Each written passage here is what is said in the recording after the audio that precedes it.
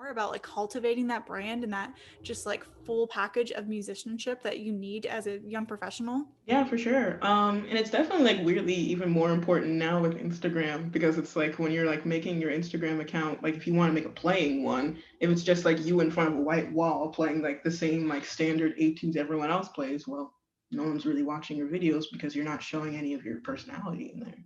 So I guess like for me it was weirdly enough, I heard advice from someone on this podcast from two people from Florida State, Coffee and Clarks.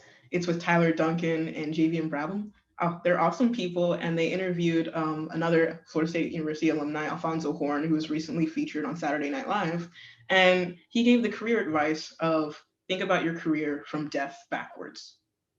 And I hadn't thought about that before. I'm very much like I'm a huge planner, but I'm more of like a 5 year at a time planner for my career just because I haven't been able to like, I guess really, I guess before I thought I would limit myself if I tried to go outside the 5 year window because who knows where that end of the 5 years could be. I might want to go somewhere way further than that by the end of the 5 years.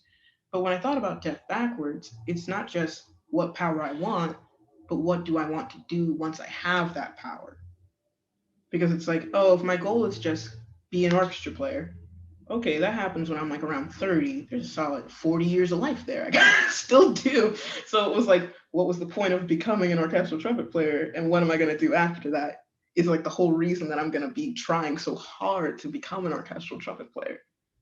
So that's like something I didn't realize before is like if you don't know the after for your why, then you don't really know the why in the first place. And once you figure out like your purpose, then the branding just kind of like falls into place on its own.